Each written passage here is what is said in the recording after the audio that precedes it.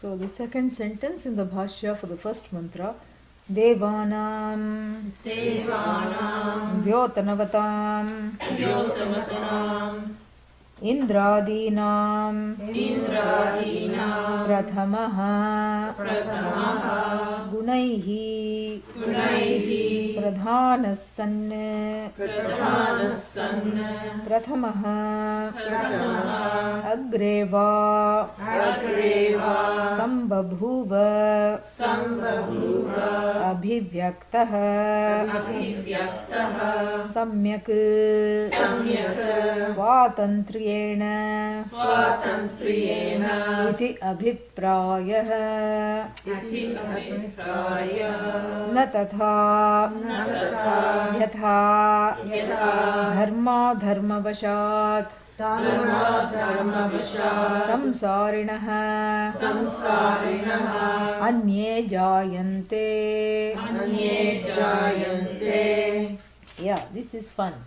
So, Sambabhuva, see, every word is, not, what is that? Every word is not taken, any word is not taken for granted. Sambabhuva, we can just gloss over and say Samyak Babhuva, was born in a nice way. No trauma in birth. No C-section, no trauma for the mother or the child. Sambabhuva, very good delivery. That could also be some Babhuva a long time ago. But Adi Shankara immediately cautions us, and Babhuva, don't think of maternity ward. Immediately don't think of the labor ward. He says this Babhuva, this becoming, is actually Abhivyakti, a manifestation of that which was previously what? Unmanifest. Yeah, that's common sense here. So Babhuva, you shouldn't think of mother of Brahmaji, having labor pains. No, that is not the idea. Why? Brahmaji has no mother, because the way the Brahmaji is talked about is as Bhagavan. As Bhagavan. Is Bhagavan born? Yes, Bhagavan Krishna had mother, Rama had mother, and Jesus also had mother, but that's why last time I talked about, there is that immaculate birth. That immaculate has to be there.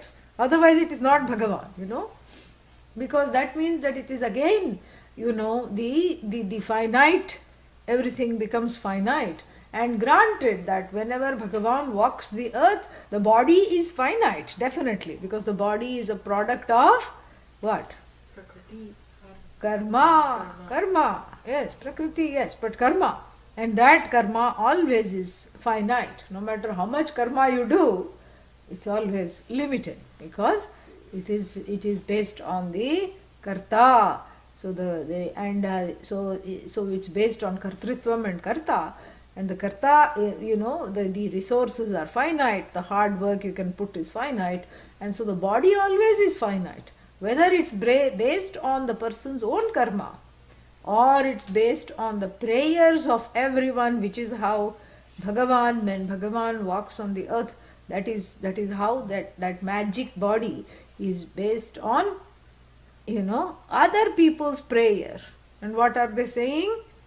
Please help us, save us. Are you still alive? Where are you? Where are you? Why are you letting us, all the dharmic people are praying. Why are you letting us suffer? And so when the dharma-adharma scale gets totally imbalanced, out of whack, as they say, then what happens? Then these prayers, have the effect of this avatara, this avatarati, meaning that the prayers, when they are strong enough, urgent enough, desperate enough, what happens? That the magic body, there is a body, of course the body is confined to the vagaries of time, but still, why do I say magic body? Because a magical being is in this body with complete awareness and enjoying with complete knowledge, not a whiff of ignorance. So for other people, the karma is a cause of ignorance. The body becomes a cause of ignorance, and trapped within this body, one says, I am as good as the body, as though trapped. But here there is no trap, no samsara.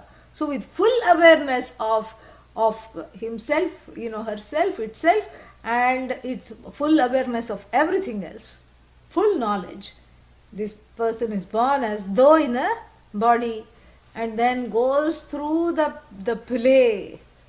This play is called Leela.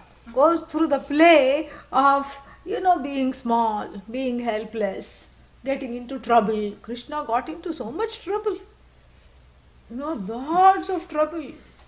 And he was just a nightmare when he was a baby. Yes. And then not only did he get into trouble, he said some preposterous lies to get out of the trouble. When he got into trouble, the baby Krishna was notorious for the stories he made up. One time he got caught. The pots used to be hanging from the ceiling, butter pots, because that's how you could you could keep it away from all the miscreants, including baby Krishna, and keep it away from all the, what's the word for it, insects and everything. It would be hanging from the ceiling. And so once the lady of the house forgot something, she had gone on a milk run to deliver milk, and then she came back. Suddenly she forgot something, or she had an extra order, so she came to fulfill it, and she saw these butter pots swinging precariously from the ceiling. And when she went, she saw a baby attached to the pots. This toddler is attached to the pots, and he was caught with one hand inside. And then, she said, "Now I have caught you. All this time you have lied your way. Through all kinds of excuses you have given. Somebody, smeared the butter on my cute little hands, feet, and then framed me. You have tried to get away with every single excuse in the planet. This time, Krishna, I have got you. What do you have to say for yourself?" He said, "I was looking for my calves. Our calves have run away, and since calves like butter, we thought perhaps that they might be." So this is what it is. But the whole time he is enjoying himself, because there is not a whiff of ignorance. There is no feeling of guilt. "Oh, I have been caught with my hand," whatever. Because every house belongs to him. He doesn't feel like he is stealing. All butter belongs to him, and metaphorically butter is not easy to manufacture it. You have to do a lot of this churning, correct? So butter is equivalent to karma phala.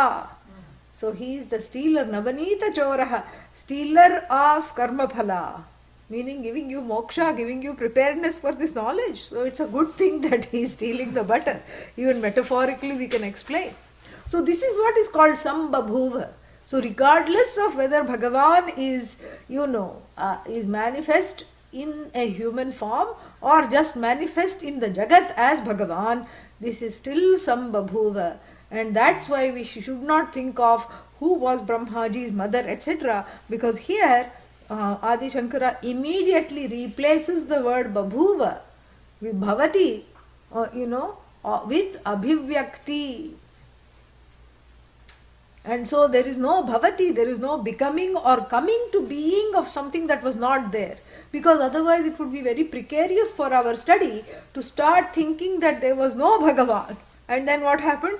Suddenly Bhagavan appeared. And then if something that suddenly appeared is also subject to what? Suddenly disappear, correct? So sudden appearance is very rife with all kinds of problems, because it is the precursor to sudden disappearance. And so we cannot have a Bhagavan that is suddenly appearing and disappearing.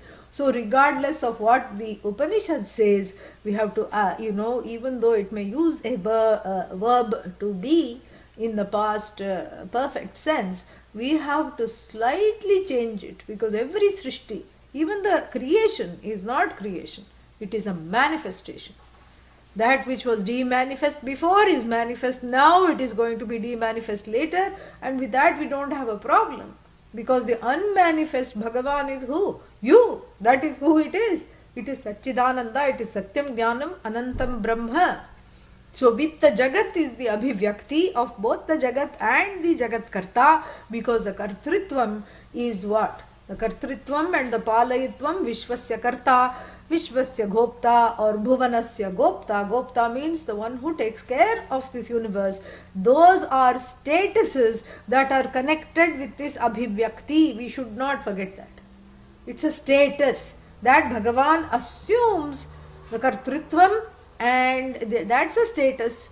Just like when the king sits on the throne and puts on a crown and carries a scepter and all that in the hand, then what is that? That's a status.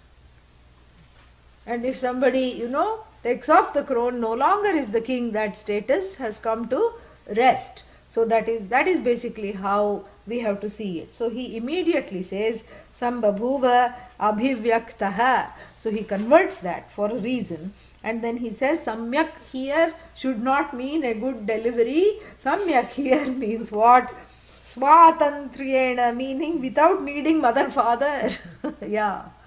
Without needing mother, father, and to quote the Bhagavad Gita, Swamayaya, from his own Shakti, Ichha Shakti, Jnana Shakti, Kriya Shakti, these threefold, Shakti of Maya.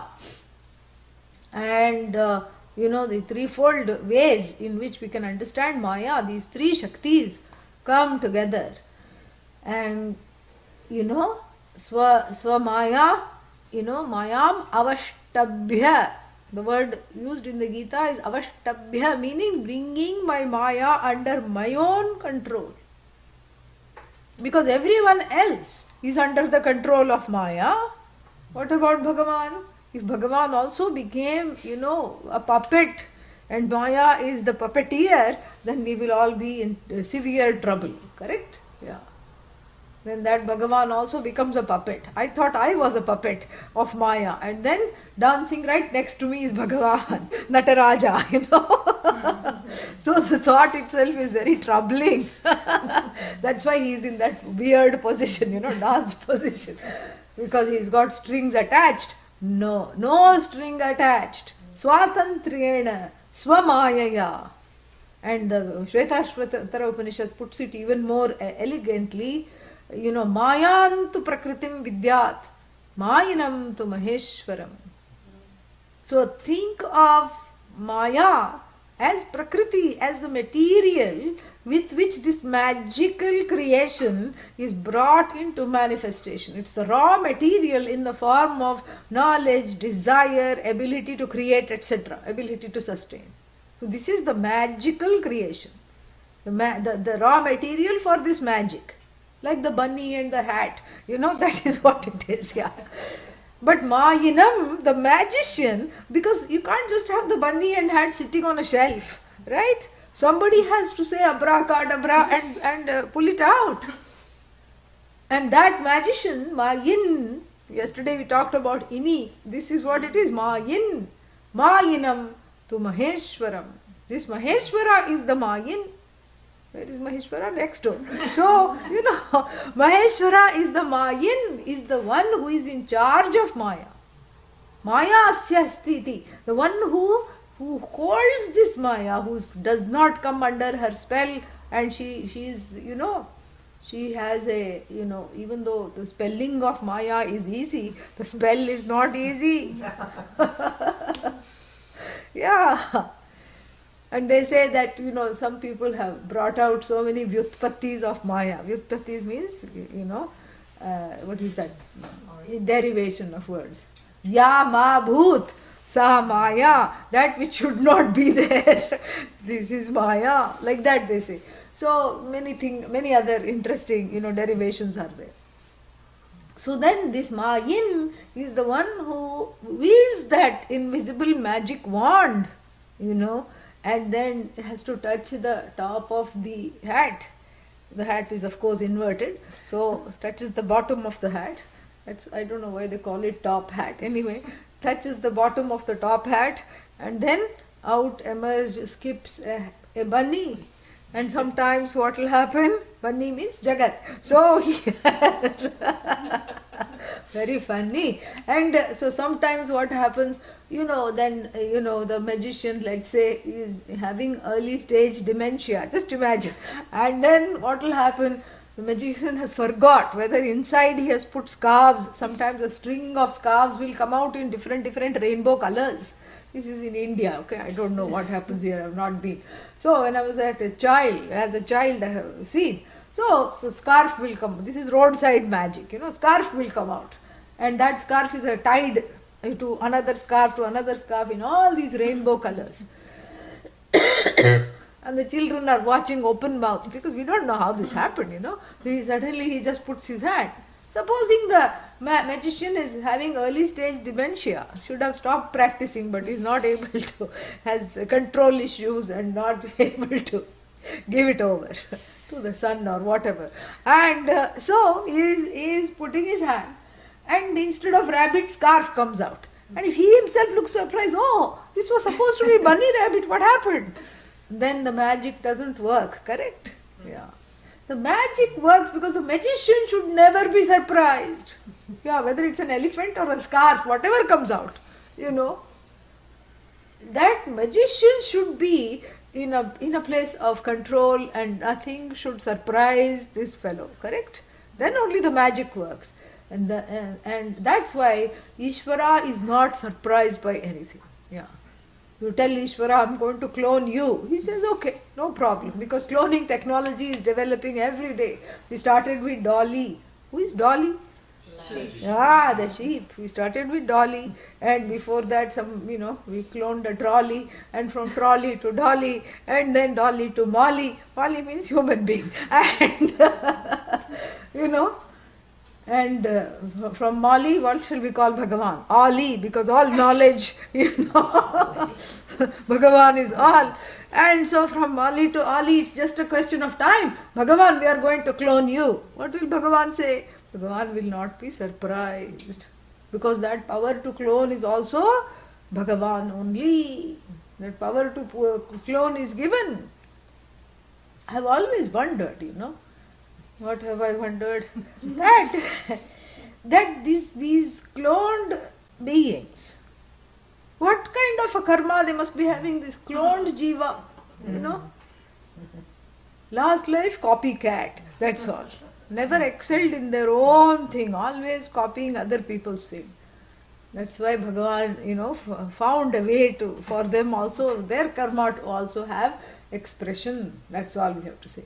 So, sambabhuva swatantriyena, meaning not because of the spell of some other, pressures, sambabhuva. So, wrote this whole magical destiny of this Jagat with what? With the tip of an incense stick. When you take an incense stick, turn off all the lights in the room and go like this. You can write your own name. You can write Bhagavan, you can write Jagat, you can write the names of all the creatures of the Jagat, correct? And then what? That glowing tip in movement is the Jagat. And then when you stop playing and making all these hieroglyphics with the tip, what happens? It's just a glowing tip. That glow is without the movement, is a Satyam Jnanam Anantam Swarupa Lakshana. That Swarupa of oneself, of Bhagavan, everything. It's that power, that limitlessness in repose, in an unmanifest form.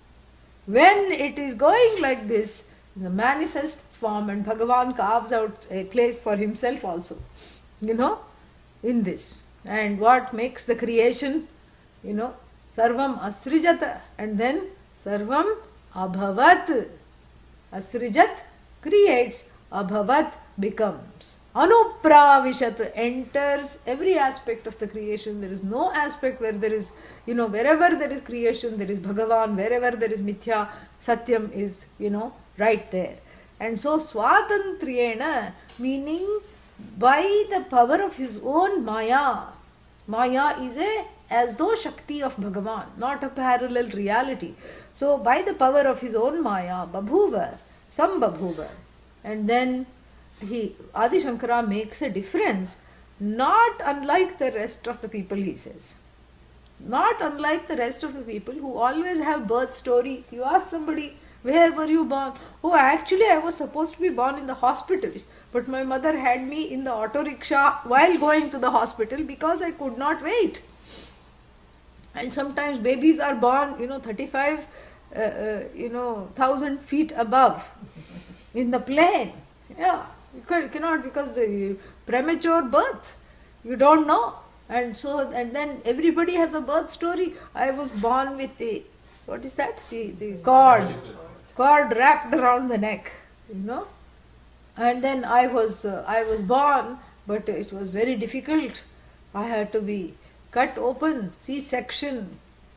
And then sometimes the babies are born right side up. They should be born upside down, but they are born the right side up.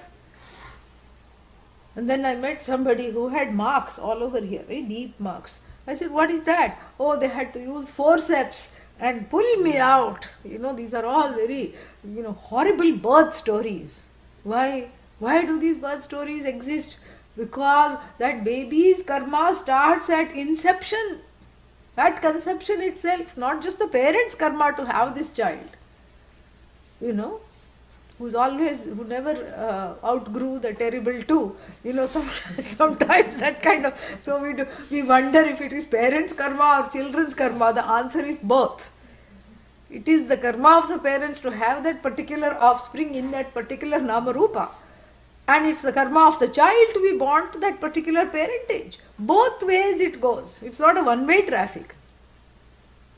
And sometimes, when the parents in South India, the parents get very angry. They say, prarabdha to the child, scold it. Meaning, what kind of a karma you are for me? Ayyo, karma, they'll say. They'll say, what is this? You are my karma. It is good in a way, because the child is not being blamed, the karma is being blamed. So long as it is not used very often and the child thinks my name is karma, so then it is okay, because you are looking at it as objectively as you can. Because every parent, has a teeth gritting situation sometimes, several times during the day, what to do with this being, and sometimes they wonder, did we give birth to this one? It's not at all like either of us. And the child also secretly wondering, am I adopted? Every child thinks I am adopted at some stage, because the parents always love the other one, seem to love the other one more. All these complexes come as a result of a complex situation called karma. What is a complex situation? That which gives rise to complexes, new samasa. And so this is the karma, correct? So this is what it is. This is the karma. And what is the cause of karma? Ignorance, correct? The ultimate cause of karma is ignorance. But karma, good or bad, has a more immediate cause. What is the immediate cause of karma? Karma phala here. What is the immediate cause of karma phala? Action. What kind of action? Good and not so good. In other words, dharmic and adharmic action is the cause of karma phala. So therefore, Adi Shankara very elegantly says, na, or how does he put it? Na yatha, not like how, na tatha, not in the same manner as what yatha dharma vashat samsarinah anye jayante.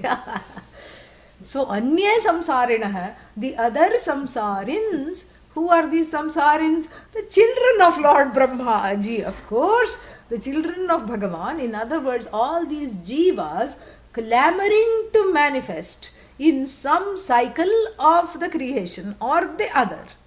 They are clamoring to manifest. In fact, Bhagavan doesn't create the Jagat for his own amusement. No, Bhagavan is amused, and Bhagavan is amused already. So Bhagavan becomes the muse for the creation. Why? And under what circumstances? Because the various jivas in an unmanifest form, they are clamoring for manifestation. Don't ask the question how can an unmanifest thing clamor? It is just the pressure of the karmas which are not yet taken care of, taken into account, not yet cleared. either through birth or through knowledge. So those karmas there reach what is called, in social science, a critical mass. Meaning they assume a certain, they all get together in a certain sense, and pressure for the jagat to come into being, because the pressure of those karmas of the latent jivas wanna be. The jivas are there in a latent way, just like Bhagavan is there as a potential. Bhagavan doesn't go away. Jiva also doesn't go away. That's why Jiva Anadi, Karma Anadi, Ajnanam Anadi. This Anaditvam has to be seen. Because that there is no such Jiva. Jiva is Bhagavan. But not knowing that separation and that alienation that takes place, which is talked about, in the Aitareya Upanishad and also in the Panchadashi, in some of the chapters of Panchadashi, very nicely talked about. And so here, this as though separation, wants that separation to be complete. Just like the labor pains, the baby doesn't want to be one with the mother anymore. The baby is in a rush to come out and pushes to come out because it wants to have its own life. So like that, all the karmas of the jiva. So that is the so-called gestation really. And then when the baby is born, up till then this woman was just a woman, correct? When the baby is born, she gets a new status. What is she known as? Mother. Similarly, Bhagavan was already Bhagavan. And then when this Jagat is born as a result of the clamoring jivas, Bhagavan gets a new name, Vishwasya Karta. The Karta of the Jagat. Karta Purusha. So that Karta status, that that status of all knowing, all might, not under the spell of the Jagat, comes only because the jivas, because of the pressure of the ignorance and the pressure of the more immediate pressure of punya papa, makes them want to separate and differentiate into all these various akaras, forms and names. Now all this is not to be taken seriously, and I'll tell you why. In fact, Adi Shankara will tell you why very quickly. So then he says, let us just see the translation. Na tatha, not like, yatha, just as, dharma vashat means out of, vasha means helplessly jayante. Vasham here means under the control of, under the spell of what? Dharma and adharma. So who are born under the spell of dharma and adharma? Anya, other. Samsarina, more important. Anya means the others. Who are these Anya? Samsaris. That's another word, samsarin. Who is a samsarin? One who buys into samsara. The one who is in samsara. That in is important. Samsar, in. That's how you have to see it. So, the one who is in samsara is called samsarin. And the one who is the possessor of samsara, that's not correct. Here it is one who is possessed by samsara. That's why I gave the new meaning of samsarin. One who is helplessly, paddling through the waves and the tsunami of samsara. In a small little raft. More about that, the Upanishad will talk about this raft later. And what is this raft? A small little raft crafted by the planks of a few accidental good karmas done here and there and stapled by Shraddha. This is what is the raft. And in this small makeshift craft, this crafty jiva thinks that I can go through the waters of samsara, and that is the last thought before the next words, the last words, glub, glub, glub, finished, that's all it is. And then born again, literally here, and then one is a constant born again, because this samsara, the waters of samsara, meaning what? Birth, death, jara, mrityu, old age, sickness, all the things that come between birth and death, all the unsavory things, all the bad moods, all the fears, all the blocks, all the resistances, all the ways in which I never get what I want, all these things between birth and death sandwiched. And in the sandwich, what matters is what is in the middle, correct? Yeah, the breads are not, sometimes the children will throw away the bread and eat what is inside. So what is inside, they will lick it's a chocolate sandwich, they will lick the chocolate, or this Oreo, what is that? Cookie. Yeah, that cookie, they will lick the cream and throw away the things on the other end. So here what is in the middle is this masala of samsara. Nobody loves me, alienation, I don't love anybody, blocks, fears, resistance, all these things, sandwiched between birth and death, repeating again and again. Yeah, sometimes neem sandwich. Ayyayo. What is neem? Yeah, the bitterest thing next to Karela that you can find. Most bitter thing. Horrible, horrible, horrible. We don't know why it exists, but it does. And, and so imagine a neem-like karma, meaning a very difficult life, peppered with all kinds of horror stories from birth to death. Neem sandwich. And then what? Once in every great while, marmalade, orange marmalade. Why marmalade? Because the orange rinds are a little bitter. So very little bitterness and mostly sweet. And even the bitterness is okay. And so like this various, so anye samsarinaha dharma vashat eva jayante. So all the other samsarins are born because of the big potli of karma. This big package of karma that they are dragging every lifetime.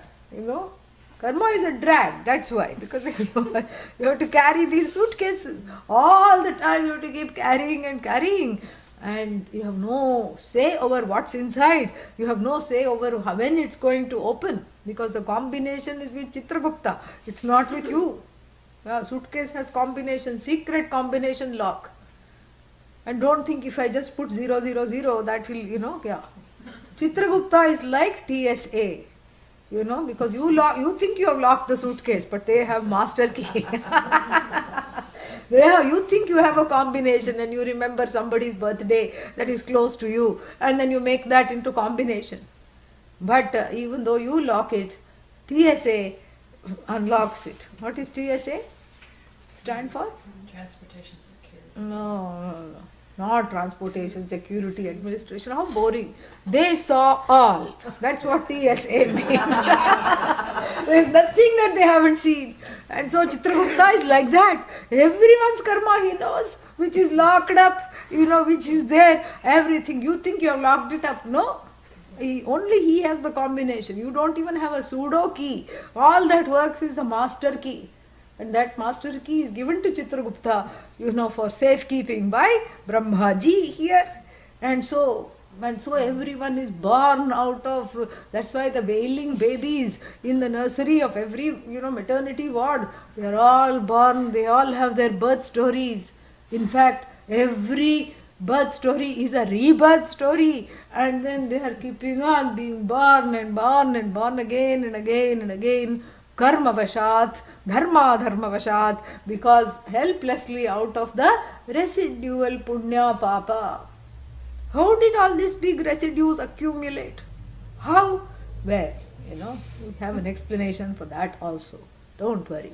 If you have had even one life as a human being or a human-like being with full, what is that called? Full range of free will.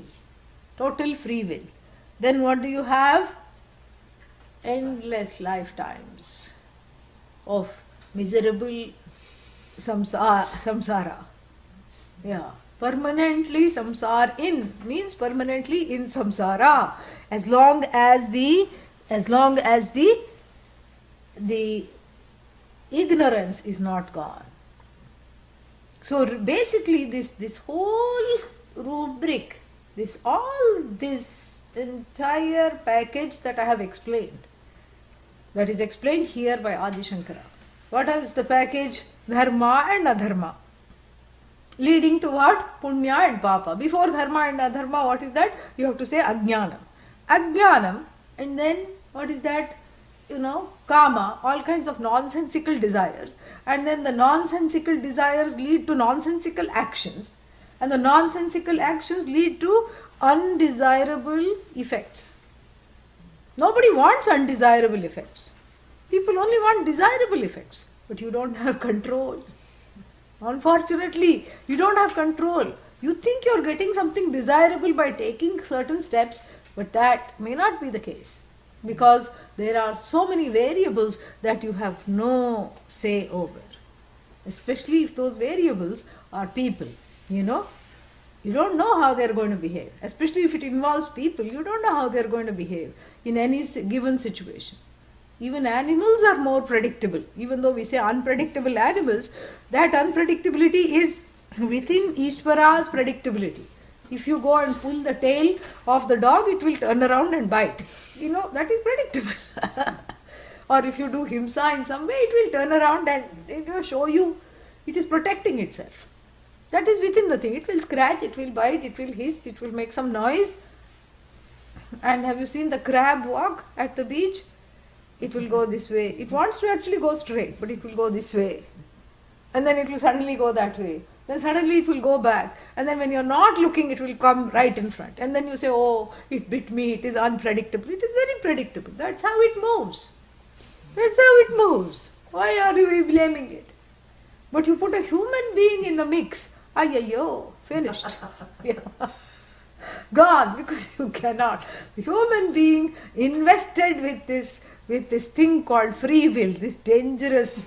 Actually, Pujya Swamiji calls it free wheel, meaning you can, without the brakes, if you have the steering wheel, that is what free will is. No brakes. We are EAK, we are AKE, both. No, they don't exist. Relentless. No brakes. And this person is just, free enough to disturb the order, to disturb the Ishvaric order. And when the disturbance of the Ishvaric orders occurs because of your own actions, Kim Bhavet, what happens? There are consequences. Yes, because you've gone and disturbed a nest. It happens to be a wasp's nest. But and then what, you've seen so many comics. You tell that what is that? That one, Winnie the Pooh. Yes. So this Winnie the Pooh goes with a stick. It's a bear, right? Yeah. So it likes honey. And so you've seen this comic so many times. It will go with a stick and there is a nice nest and honey is dripping. And it's not happy with just one small drip coming here and there. So Winnie decides to take matters into her own hands, or his, we don't know what it is, but into its own hands. And it just gently taps on this nest so that more drops, because of the gravity, more honey comes more as a stream rather than these random drops. And then what happens? In the next comic, we see Winnie running away. Winnie is full of big red blotches and then is chased by a million bees or wasps, correct? Yeah, this is what happens. This is what happens, you go, the whole Jagat is so tightly wound. And you disturb anything there, with your intention. And then what happens?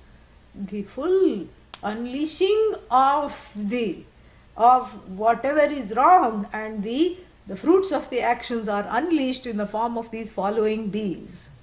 And at that time, that's the only time perhaps someone cannot be thrilled, I have many followers. This is not the kind of following you thought you wanted. So therefore what?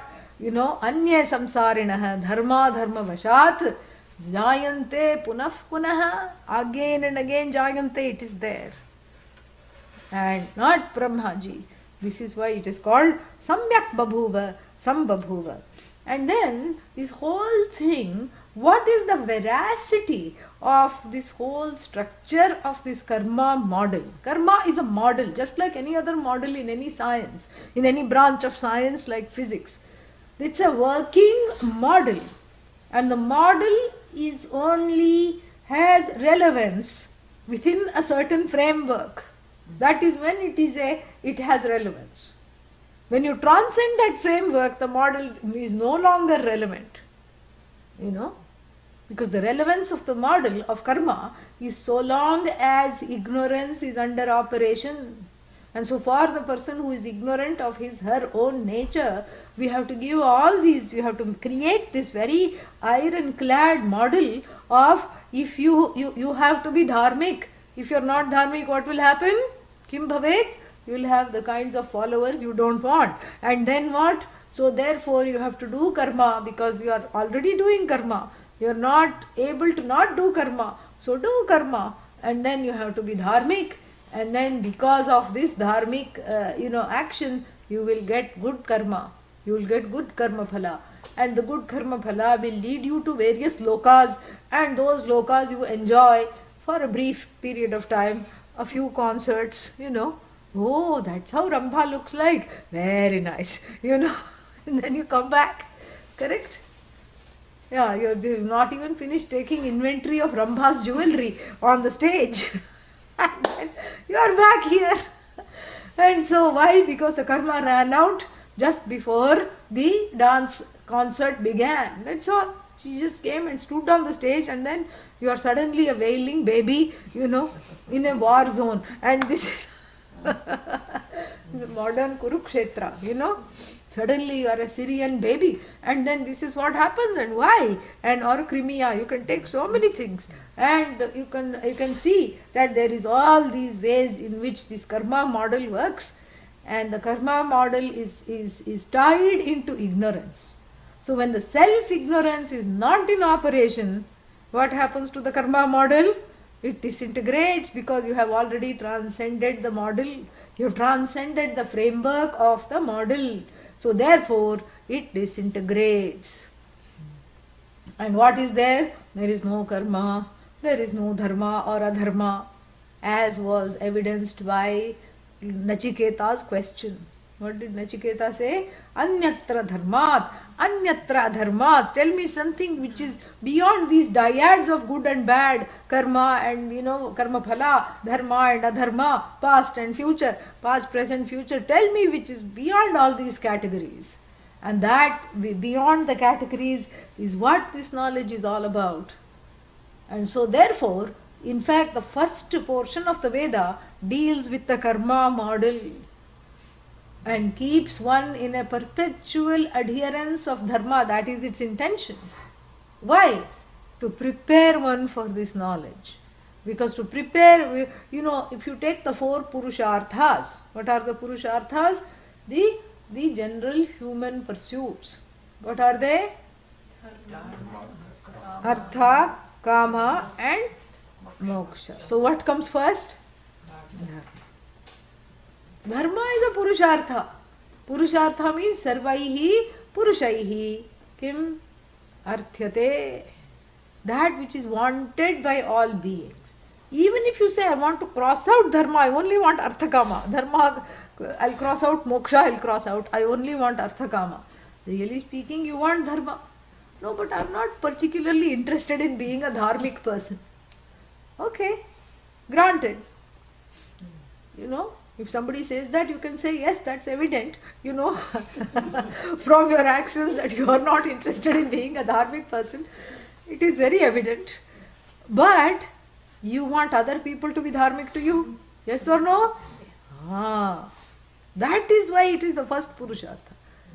Because even the most irate driver, who is reckless and completely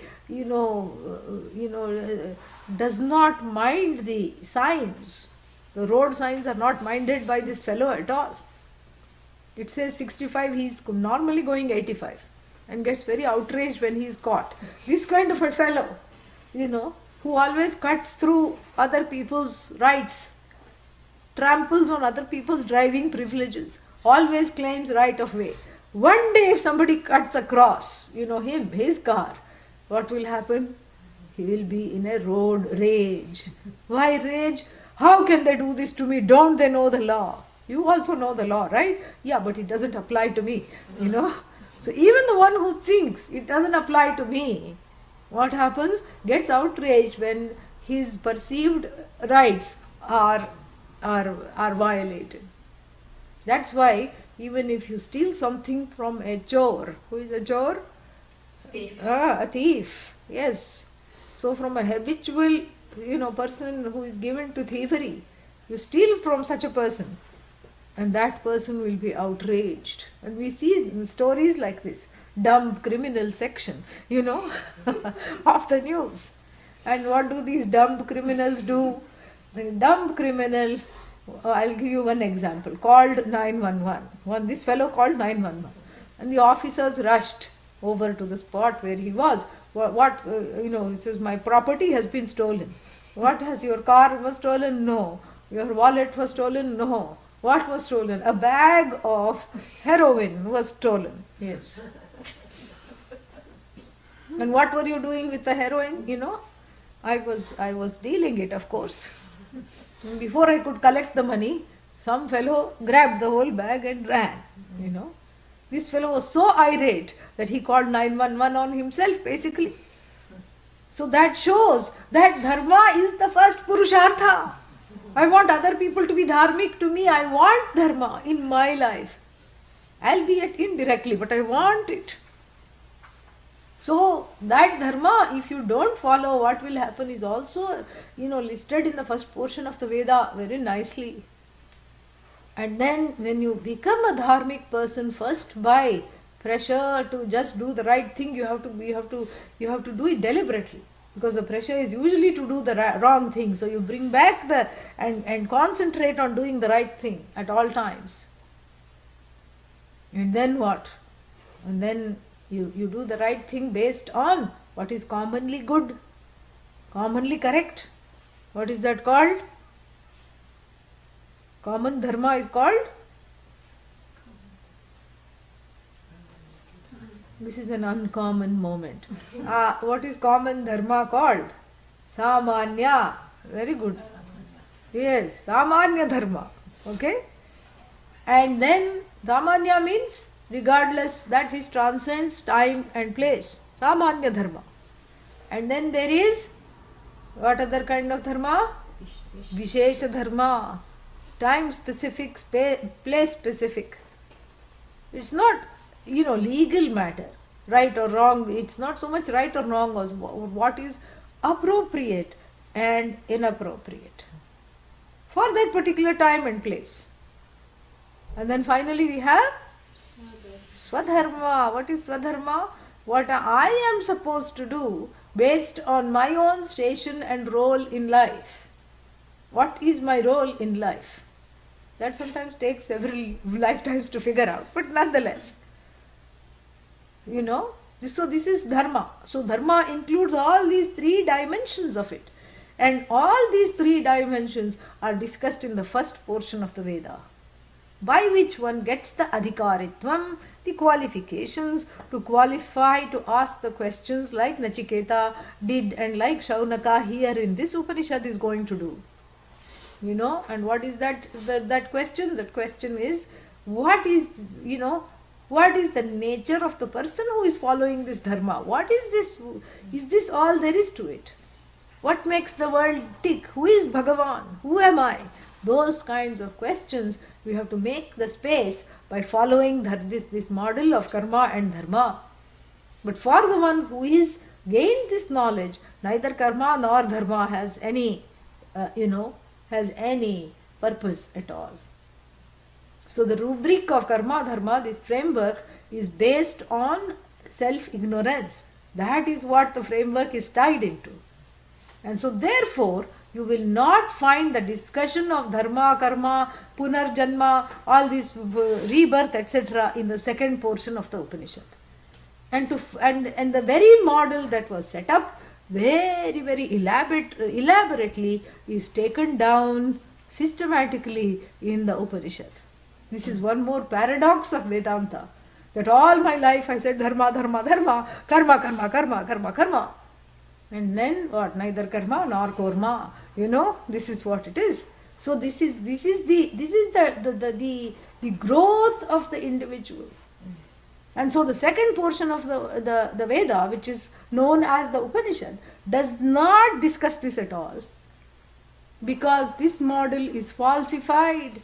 That which was elaborately set up is falsified. Like, in the beginning when the child is learning to bicycle, you put those two wheels, training wheels. Then what happens? After the child learns to steer properly, you take away those wheels. You dismantle those wheels. Just like that, the karma model is systematically dismantled when you approach knowledge. So therefore, in discussing all this karma, and how Adi Shankara points to it is very elegant. It's so beautiful. He doesn't go into all this explanation that I did. What does he do? He simply makes a quotation. Let us look at that. Yo asau avati indriyah agrahyah ityadi smritehe. Yeah. So he says that he gives a quote from the Smriti, from the Manusmriti, to talk about Avatara. Is that Avati? Avati. And Yo asau avati. Yo asau atindriyo. Atindriya. Yeah. So yo asau avatara he's talking about. Yo asau atindriya. So atindriya agrahyah. So this avati I said. Avati means the one who comes. Avatara also another derivation avati rakshati. That is also there. So rakshanartham avatarati. So both ways you can take, and so this avatara that comes is what? Atindriyaha, beyond the five senses, not grasped as as an object. Who is this? Bhagavan, Paramatma. And why does he quote the Smriti instead of the Shruti? Usually you see Adi Shankara quoting Shruti. He quotes another Upanishad usually. But here he quotes the secondary work, even in explaining a primary work, which we find him doing, but very rarely. Rarely he does. And whenever he does that, we have to take note. And what is he trying to do here? What is he trying to do? He's trying to talk about this model which is belonging to the Smriti, the Puranas, which is where the whole thing Bhagavan comes, Jagat comes, this is the Leela. All these things have more of a, abidance in the Smriti to show the model, that this model is just a model. It is not having any, it's not having an ultimate or an absolute, effect to show that. So this is why he says, atindriyaha agrahyah yaha asau, and that is how Bhagavan is quote unquote born. Not born, but this latent Bhagavan takes on a form. So born here takes on a form, not like the samsaris who come out of this, who keep replicating this finite model rather than transcending it. Okay? Yeah. So then, ityadi smritehe vishvasya sarvasya jagatah karta utpadayita bhuvanasya utpannasya gopta palayita iti visheshanam brahmanah vidya stutaye. Yeah. So vishvasya Vishwa, he is back to the Upanishad. So Vishwasya is the word from the Upanishad. So Vishwasya means Sarvasya Jagataha, of the entire Jagat, without leaving even the slightest corner of it out. You know, Karta. Karta means Utpadayita, the one that has brought this whole Jagat into being. Yeah, Utpadayita. And then what? Bhuvanasya. And here Bhuvana we have to take Chaturdasha Bhuvanasya, the 14 lokas we have to take. Bhuvanani. Chaturdasha Bhuvanani Santi. There are 14 lokas.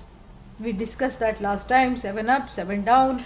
So this Brahmaji, sitting in Brahmaloka, but here Brahmaji is portrayed as Bhagavan, not just the master of one loka, but the creator of all the lokas. And then Gopta. Gopta means Palayita, the one, so not only gives rise to the universe, but also is the protector, the sustainer of the universe. So this Visheshanam Brahmanaha, these adjectives for Lord Brahmaji here is for the sake of the stuti, praising the Vidya. How that is done, we will see these two sentences more in detail after the break. Om Purnamadah Purnamidam Purnat Purnamudachyate Purnasya Purnamadaya Purnamevavashishyate. Om Shanti Shanti Shanti. Hari Om. Shri Gurubhyo Namaha. Hari Om. Yeah, 15 minutes will come.